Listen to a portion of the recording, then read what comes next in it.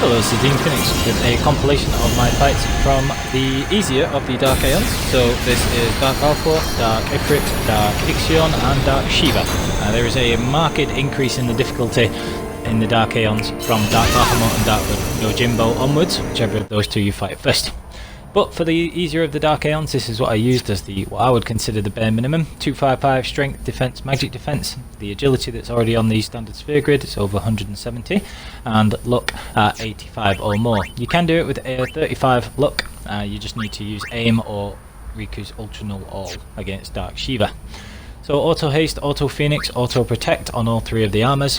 One of the characters with ribbon as the fourth, and the other two as Stoneproof. And they all have their celestial weapons fully powered. So first up is Dark Valefor. Now Dark Valefor, although she seems very powerful if you accidentally run across her before you've started the stat maxing or anything else, she is actually the weakest of the Dark Aeons by quite some stretch. So this is just following on from my stat maxing playthrough and the non-break HP limit version with just 9,999. And if you want her to actually be a challenge, I would try taking her on before you do most of the stat maxing. So maybe after you finish capturing at the Mega Ruins, or when you've leveled up a little bit and gone round Auron, Rikku's and grids and things like that, and your stats are okay, but you've not really started the stat maxing. If you want her to be a challenge, that's what you need to do. She has only 800,000 HP, which compared to the other Dark Aeons is the least. And whilst her overdrive does build up pretty quickly, you can see here I'm not even using the quick hit skill. It's just 9 normal attacks take her down doing max damage. So if you want her to be a challenge, I would fight her normally. If you didn't pick up the Destruction Sphere treasure in Besaid, and so she is like blocking your path to getting Anima because you need all of the Destruction Spheres, her only attack that does over 10,000 damage is Energy Ray, and so you can actually beat her by having one character with a break HP limit armor if you make one using the 30 Wings to Discovery from the Remiem Temple. If you make a break HP limit armor and put Auto Phoenix on it, and then give that, if you do that for like Auron or somebody like that, and use a stamina tonic to double his HP, then as long as he has over 10,000 HP, then Dark Valefor will not be able to kill him, and he will be able to revive the other two characters. So if you're really struggling and you're lower level characters, that's a good way of beating Dark Valefor. Dark Ifrit is in the Bikanel Island section of the game. So if you go back to Bikanel and there is this person pretending to be an Albed, and there's a little cutscene, and then you speak to them a second time, go and look over the cliff and you'll be fighting Dark Ifrit. Now Dark Ifrit is a little more powerful than Dark Valefor. He still doesn't have extremely high luck, so you can hit him most of the time.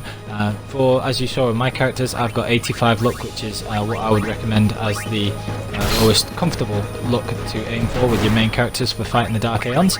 And if you watch my stat maxing video, it shows you how to quickly farm luck with either Tidus or Waka, so it's not really that much of a chore getting the Fortune Spheres. Getting 85 luck each is a relatively easy and quick process.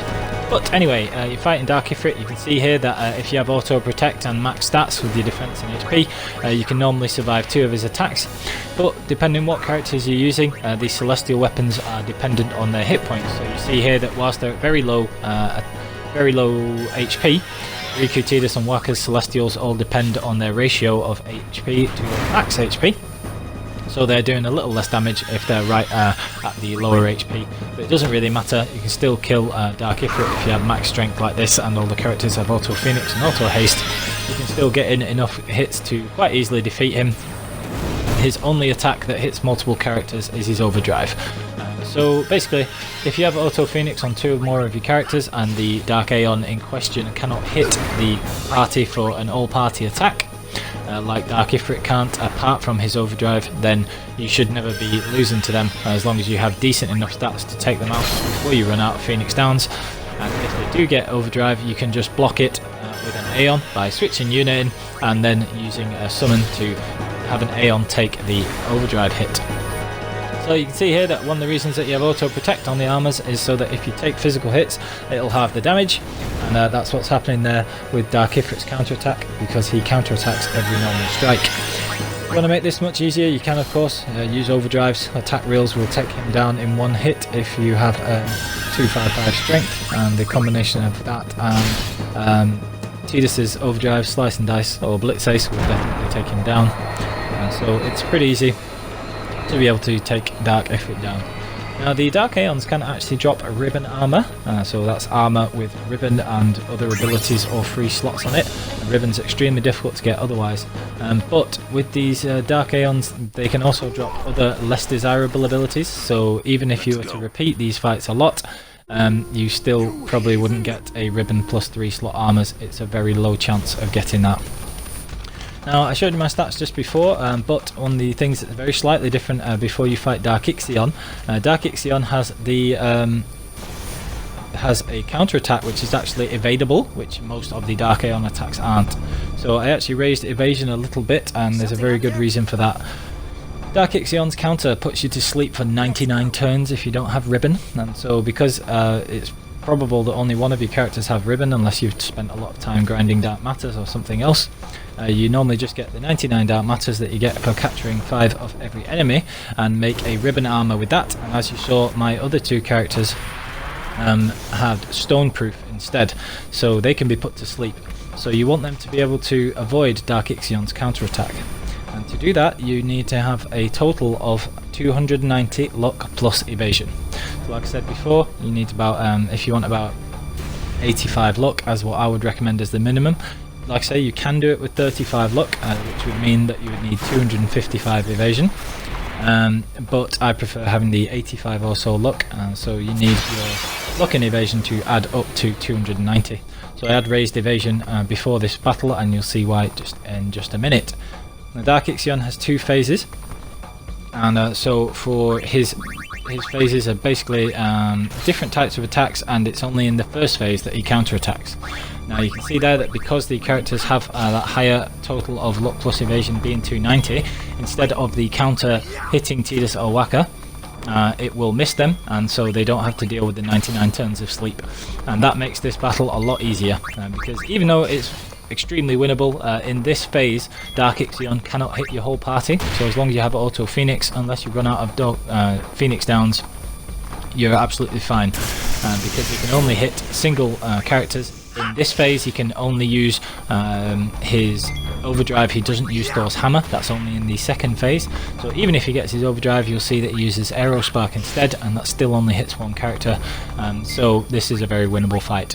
But you might as well get that evasion so that you can avoid his counter, because it just makes it a little bit easier.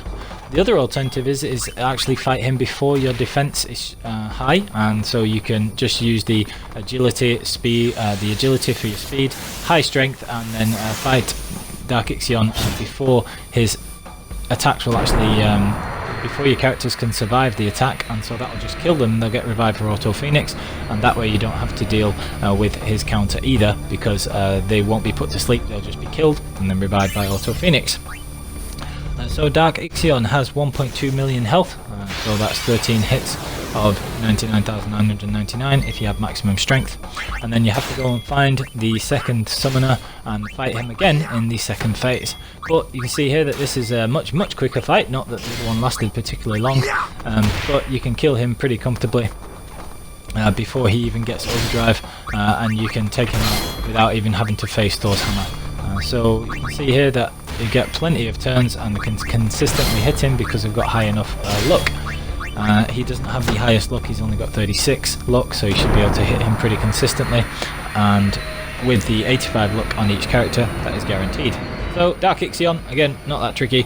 If you want more of a challenge, fight him before you have completely maxed out your stats. Now the last of these first 4 Dark Aeons, and again can be quite challenging if you actually fight her normally, is Dark Shiva. Now Dark Shiva has very low HP relative to the later Dark Aeons, and she actually has a quite, like I say, lowish amount of HP. You can beat her pretty comfortably because she only has 1.1 million, so very slightly less than Dark Ixion. But she does have some very interesting things. So she has 255 agility, so she is extremely quick, and you'll see that she gets turns very quickly compared to the other Aeons, especially with when you saw Dark Ixion. She has her attack which will do Death Strike, which is one of her attacks that you're just about to see here. And that is, I forget the name, Heavenly Strike. So Heavenly Strike does Death Strike regardless of Death Roof and everything else. So you'll need Auto-Haste for that. And basically she builds her overdrive quite quickly as well. So you can see here that I knew that the next hit was going to give her overdrive, so I could have just defended twice and let her have another turn and then finished her off without ever seeing her overdrive. But if you do just keep attacking her and she gets a turn of overdrive, you need to make sure that you either bring in Yuna and summon an Aeon to take Diamond Dust, or like I was wanting to do there, I just wanted to show Diamond Dust because I think it's kind of cool. You need to have Auto Life on all your characters. So you can either cast Auto Life normally, or you can use Rikku's Hyper Mighty G mix, which the easiest way to do it is to mix a Curtain with a Gambler's Spirit. And so that's Lunar Curtain, Light Curtain or Star Curtain with Gambler's Spirit, and that will give you Auto Life on all three characters and is very useful for surviving those overdrives. So Diamond Dust does a massive 80k damage to all characters, but you can just survive it with Auto Life or summon an Aeon to take it, and the rest of Dark Shiva, if you have your stats maxed and high enough luck to hit her through her 73 luck, should be pretty manageable. So again, those are the easy Dark Aeons. I hope you found that useful, and if you wanting to have an actual challenge when fighting them, I would definitely recommend you fight them earlier on in the stat maxing process. But as part of my quest to beat them as quickly as possible on my stat maxing series, I've just fought them straight away. So thank you very much for watching. I hope you enjoyed. Please like and subscribe for more videos, and check out my stat maxing guide and the break HP limit stat maxing guide that I am working on currently. Thank you very much and have a good day.